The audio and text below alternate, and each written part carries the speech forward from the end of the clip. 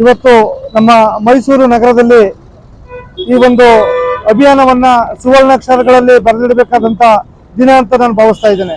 ಯಾಕಂದ್ರೆ ಇವತ್ತು ಕನ್ನಡ ಪರ ಸಂಘಟನೆಗಳನ್ನ ಒಕ್ಕೂಡಿಸಿ ನಮ್ಮ ಯುವ ಹೋರಾಟಗಾರರು ನಾಗಲಿಂಗ ಸ್ವಾಮಿರವರ ಸುಪುತ್ರರು ಆದ ಶ್ರೀಯುತ ತೇಜಸ್ವಿ ಕುಮಾರ್ ಅವರ ಒಂದು ನೇತೃತ್ವದಲ್ಲಿ ಏನೊಂದು ನಶೆಮುಕ್ತ ಮೈಸೂರು ಅಭಿಯಾನ ನಡೀತಾ ಇದೆ. ನಿಜವಾಗ್ಲೂ ಇದೊಂದು ಅಭಿನಂದನೆ ಕಾರ್ಯ ಅಂತ ನಾನು ಭಾವಿಸ್ತಾ ಇದ್ದೇನೆ. ಯಾಕಂದ್ರೆ ಇವತ್ತು ಎಲ್ಲ ಯುವಕರುಗಳು ಹಾಗೂ ವಿದ್ಯಾರ್ಥಿಗಳು ದುಶ್ಚಟಗಳಿಗೆ ಬಲಿಯಾಗಿ ಅವರ ಭವಿಷ್ಯಗಳನ್ನ ಹಾಳು ಮಾಡ್ಕೊತಾ ಇದ್ದಾರೆ.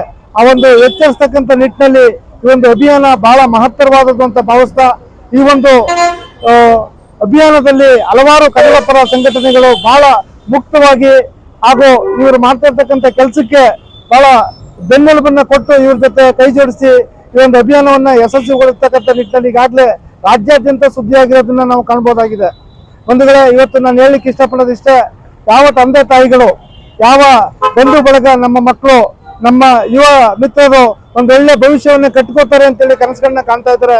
ಇವತ್ತು ಆ ಕನಸು ಮಾದಕ ದ್ರವ್ಯಗಳಿಂದ ಛಿದ್ರ ಆಗ್ತಾ ಇದೆ. ಅದನ್ನ ಬುಡ ಸಮೇತ ಕಿತ್ತಾಕ್ಬೇಕು ಅಂತೇಳಿ ಇದೊಂದು ಮಾಫಿಯಾ ಅಂತ ಹೇಳಿ ನಾನು ಭಾವಿಸ್ತಾ ಇದ್ದೇನೆ. ಯಾಕಂದ್ರೆ ಈ ಮಾದಕ ವಸ್ತುಗಳು ಉಟ್ಕೊಳ್ಳೋದ್ರ ಜೊತೆಗಳಿಗೆ ಅಣ್ಣಗಳು ಉಟ್ಕೋತಾ ಇದ್ದಾರೆ, ಬಾಸ್ಗಳು ಉಟ್ಕೋತಾ ಇದ್ದಾರೆ, ದೆಯ್ಯಗಳು ಉಟ್ಕೋತಾ ಇದ್ದಾರೆ, ಹಲವಾರು ಜನ. ಯಾಕಂದ್ರೆ ಇದೊಂದು ಮಾಫಿಯಾ. ಈ ಮಾಫಿಯಾನ ಬುಡ ಸಮೇತ ಕಿತ್ತಾಕ್ಬೇಕು ಅಂತೇಳಿ ನಮ್ಮ ಆತ್ಮೀಯ ಸ್ನೇಹಿತರು ಏನೊಂದು ಹೋರಾಟವನ್ನ ರೂಪಿಸಿದ್ದಾರೆ. ಇದು ಇವತ್ತಿಗೆ ನಿಂತಿಲ್ಲ, ಇದು ಸದಾ ಸಾಗ್ತಾ ಇರ್ತದೆ. ಒಂದು ತಾರ್ಕಿಕ ಅಂತ್ಯಕ್ಕೆ ಬರೋ ತನಕ ಈ ಹೋರಾಟ ನಿಲ್ಲೋದಿಲ್ಲ. ನಾವು ಕೂಡ ಸದಾ ಇವರ ಬೆನ್ನೆಲುಬಾಗಿ ಕನ್ನಡ ಪರ ಸಂಘಟನೆಗಳು ಇರ್ತೀವಿ ಅಂತ ಭಾವಿಸ್ತಾ ಈ ಒಂದು ಹೋರಾಟಕ್ಕೆ ನಮ್ಮ ಬೆಂಬಲವನ್ನ ಸೂಚಿಸ್ತಾ ಇದ್ದೇವೆ. ಕಡಕೋಳ ಕುಮಾರಸ್ವಾಮಿ, ಜಿಲ್ಲಾ ಕನ್ನಡ ಜಾಗೃತಿ ಸಮಿತಿ ಸದಸ್ಯರು, ಮೈಸೂರು.